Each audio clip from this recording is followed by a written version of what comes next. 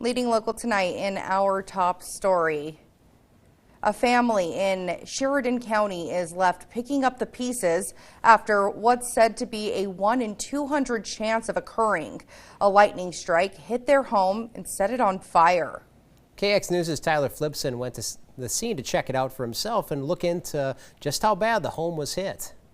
As many of us know, severe storms swept through the state last night into the wee hours of this morning. And here in McClusky particularly, this very healthy, normal-looking home had a bad situation turn worse during the storm this morning. It had one of the loudest, what I thought was thunder hits that I've ever heard in my life. It was around 1 in the morning that Kim Sorsig heard the clap of thunder, but little did he know that was the least of his concerns. My mother, who was sleeping inside the house, came down and was complaining of smoke, and the smoke alarms going off, and came out and saw smoke billowing out from underneath the skirting of the house at the base. And Sorsig is a volunteer firefighter in McClusky, so he took me through how a phenomenon like this even happens. That's when we came back behind the house here and seen this is a two-way radio pole or antenna that's connected to an REA pole, and you can see the tip of it.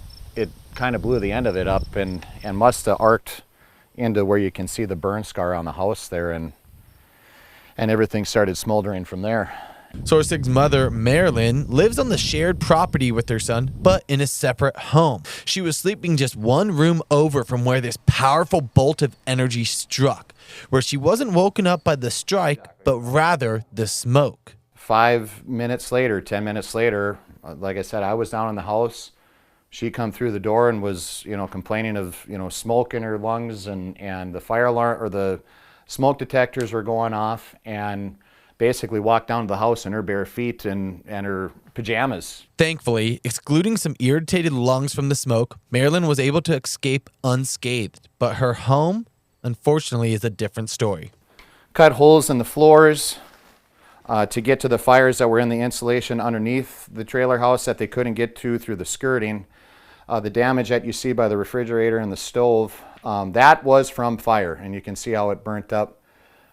Inside the house. It actually melted the light bezels in the ceiling up there. You can see how they're warped and deteriorated.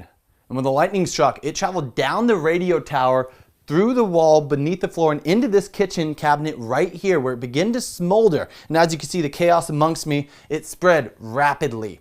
And it was just one wall over where Marilyn was sleeping in her bedroom, luckily escaping with her life.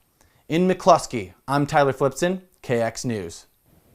Kim says the next step is to rebuild. While the Soursigs say they're sad and disappointed by the recent disaster, Kim says he's thankful his mother made it out alive and that nobody was hurt, saying homes and things in them are replaceable, but life is not.